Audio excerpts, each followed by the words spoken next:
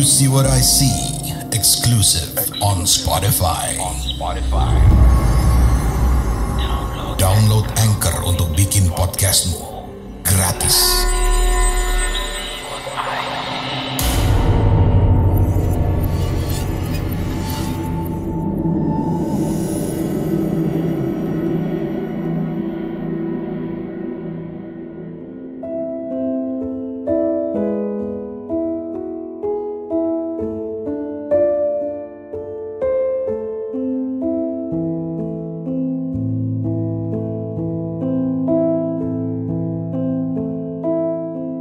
Kalau sedang musim Maulid Nabi, saya teringat sebuah kisah yang terjadi mungkin hampir puluhan tahun yang lalu.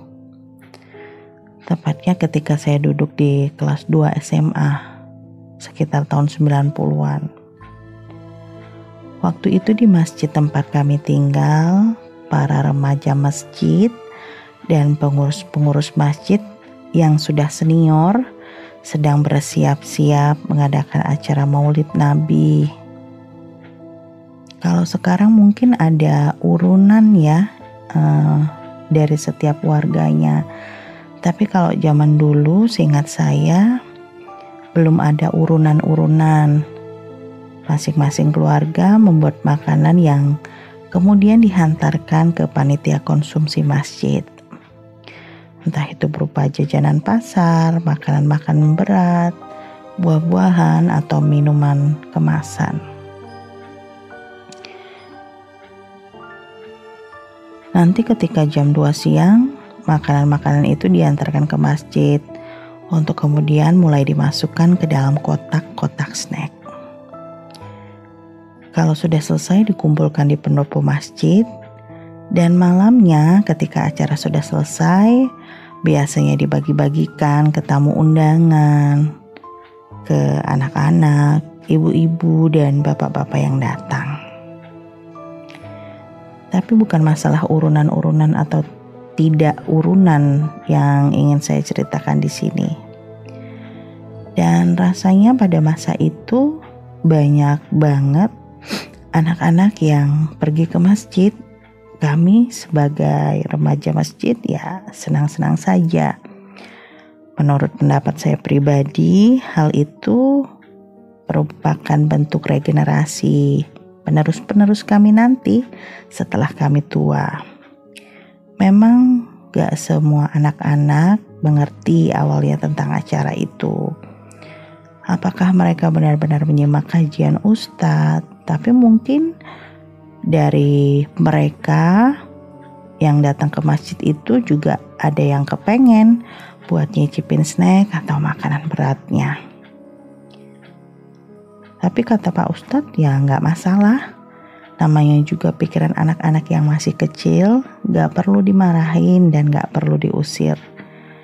Karena nanti kalau diusir dan dimarahin atau digores hatinya, itu akan membuat sebuah kesan yang berbeda tentang masjid bagi anak-anak itu.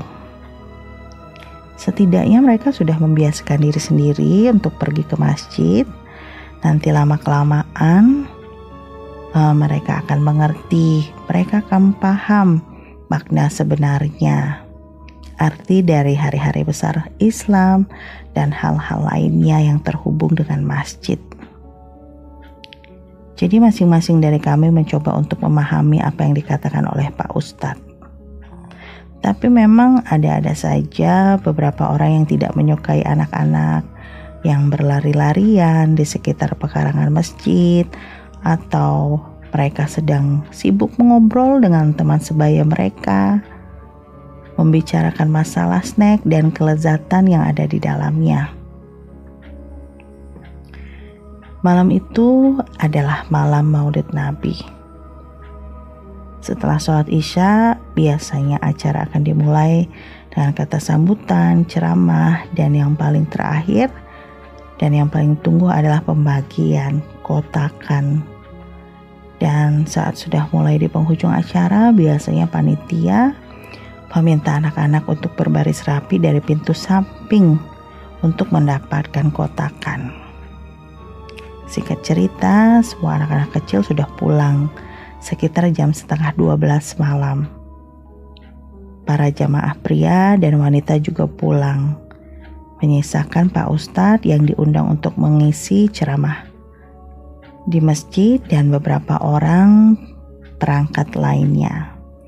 Masing-masing dari kami juga mendapatkan beberapa karena memang berlebih. Ada yang dapat 3 kotak, ada yang dapat 4 kotak, bahkan ada yang dapat lebih banyak.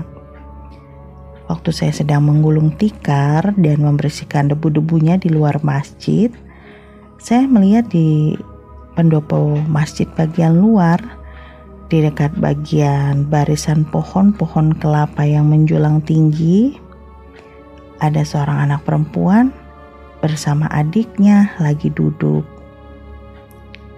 Awalnya saya nggak menyapa, saya diamkan saja. Saya pikir tadinya ada orang tuanya di dalam.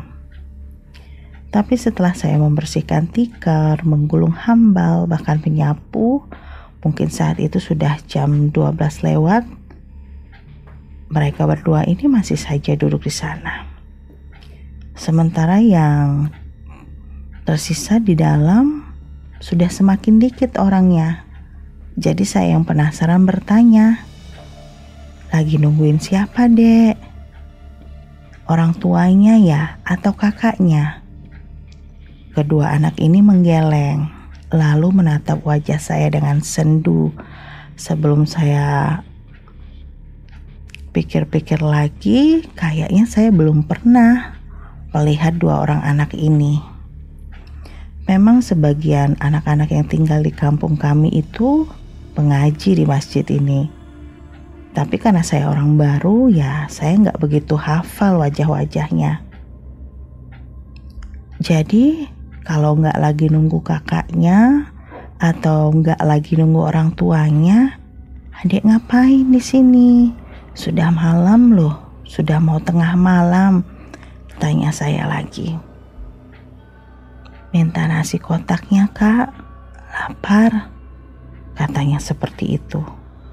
Wah, saya jadi merinding, bukan merinding karena ketakutan, tapi karena merasa berdosa. Panitia dapat 2 nasi kotak, 4 bahkan lebih, sementara masih ada warga yang belum dapat, pikir saya. Memang si 2 orang adik ini gak mengenakan pakaian muslim, seperti yang biasa anak-anak pakai ketika akan pergi ke masjid. Bajunya terlihat lusuh, kumuh, seperti beberapa hari tidak dicuci. Bahkan bagian celananya itu sudah nampak ngelewer. Adik yang paling kecil terus-terusan saja mengelap hidungnya dengan punggung tangan seolah-olah sedang pilek parah. Minta nasi kotaknya, Kak, ulangnya sekali lagi. Kali ini dengan menengadahkan kedua tangannya. Saya tiba-tiba jadi sedih. Lalu ingat jatah nasi kotak saya. Saya buru-buru masuk ke dalam bagian samping masjid, tempat kami meletakkan kotak-kotak jatah panitia. Lalu salah seorang rekan saya yang rumahnya itu dekat banget dengan masjid bertanya, sebut saja namanya Desi ya. "Win, kamu ngapain?" "Ini mau kasih jatah nasi kotak buat adik-adik di depan." "Adik-adik? Maksudnya siapa?" "Kayaknya semua adik-adik udah pada dapet jatah." "Iya, tapi ada yang belum dapet, lagi nunggu di luar." Terus saya sama Desi keluar. Ketika sampai di tempat duduk, si adik perempuan sama adik laki-laki kecil tadi udah gak ada di sana. Cepet banget ngilangnya. Padahal saya tuh hanya sebentar aja ngambil nasi kotak. "Mana adik-adiknya?" tanya Desi. "Gak tahu juga. Tadi duduk di sini, saya bilang tunggu sebentar, biar diambilin nasi kotaknya." "Kamu salah lihat kali, Win. Udah jam 12 gini, udah malam. Mana ada adik-adik yang mau minta nasi kotak.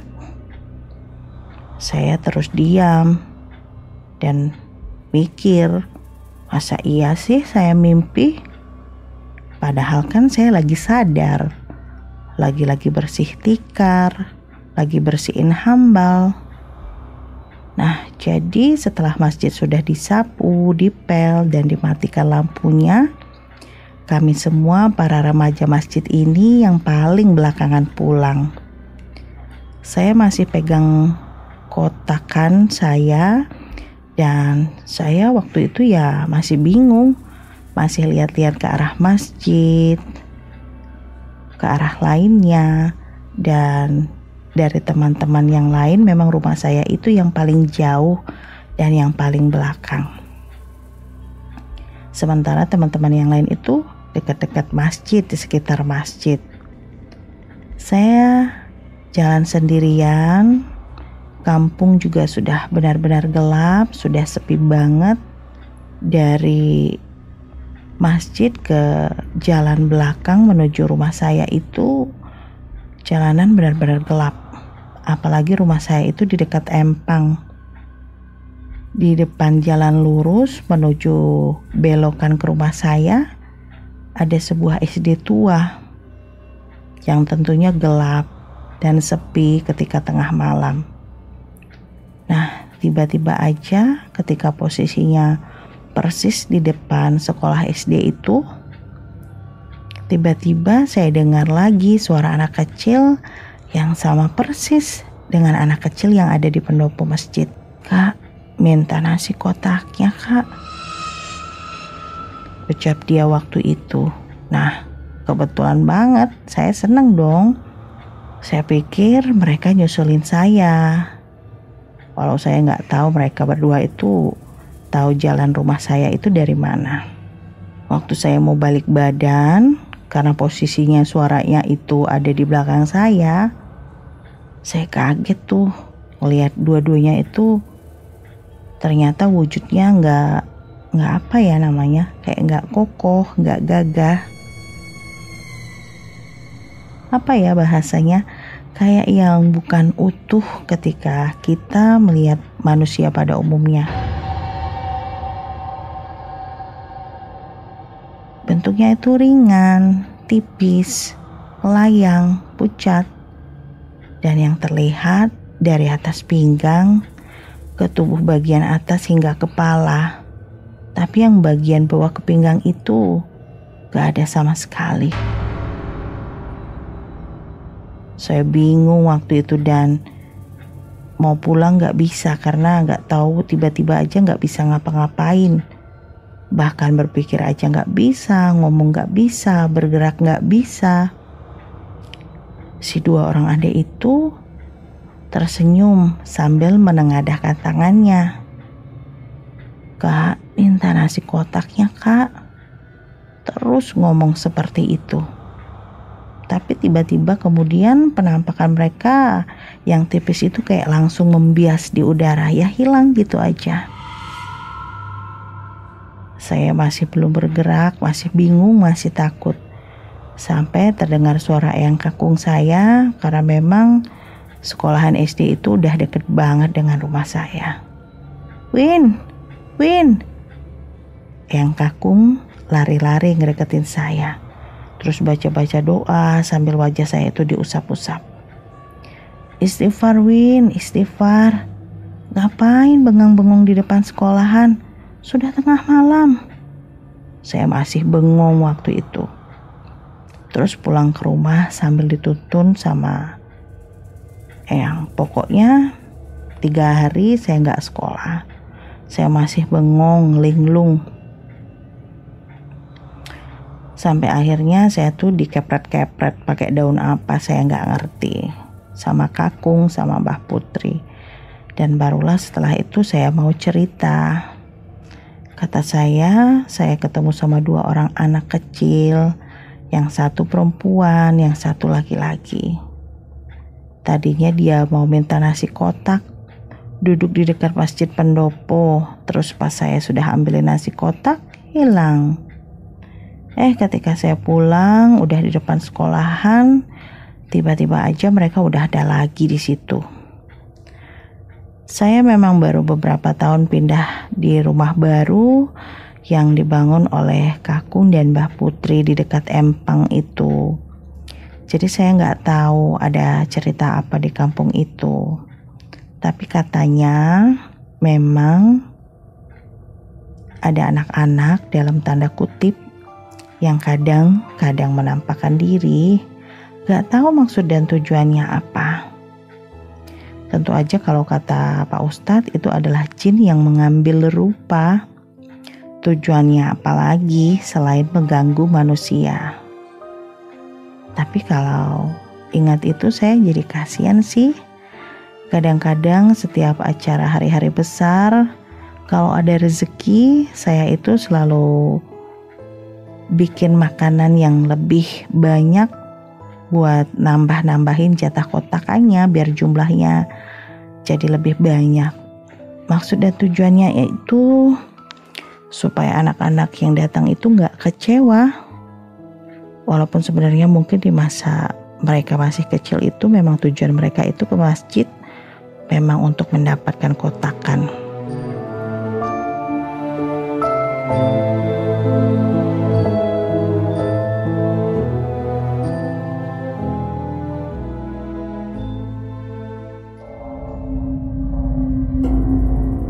Kamu punya pengalaman horor? Kirim ceritamu ke podcast.ceritahoror@gmail.com.